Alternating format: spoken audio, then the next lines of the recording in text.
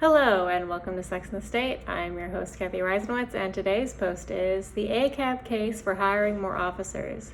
Sometimes you really do need more of a bad thing.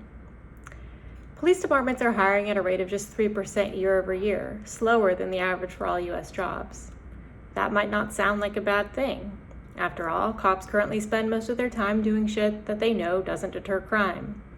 Despite this, the data makes it very clear that more cops do reduce crime, said John Pfaff, a professor of law at Fordham University, where he teaches criminal law, sentencing law, and law and economics.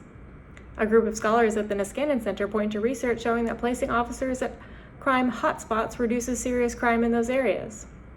Their paper shows that every new 10 to 17 officers lead to one fewer homicide per year. Larger police forces save lives, and the lives are saved are disproportionately Black lives, the authors write. More officers also decrease robberies, aggravated assaults, and burglaries.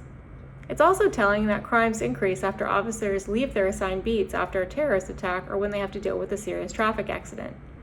On the other hand, evidence abounds that crime levels decrease, or at least don't rise significantly, when cops implement work slowdowns. That's probably because cops mostly reduce arrests for low-level, nonviolent offenses like fare evasion. Plenty of research indicates that arrests for nonviolent crimes have little to no effect on crime rates. It may surprise you to learn that more cops equals less crime, but it's hardly shocking that cops are most effective when they focus on the crimes that matter. Departments should also consider who they're hiring. One useful criterion might be a college degree. Research indicates that better educated officers perform better on the job. Degreed cops are less likely to resort to verbal and physical force than officers of the same experience without a degree.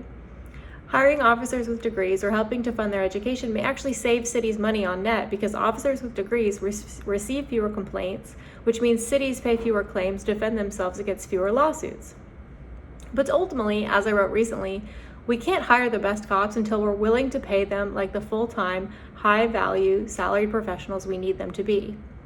For the best results, departments should 1. Hire more police, especially those with degrees. 2. Incentivize cops to focus on violent crime rather than low-level, nonviolent, so-called quality-of-life crimes. 3. Assign cops to violent crime hotspots. Hiring more cops and paying cops like full-time, high-value, salaried professionals also won't totally fix policing. But the data shows these moves are likely to help, especially if we combine them with changing how cops spend their time and resources. Stay tuned for that post on Wednesday.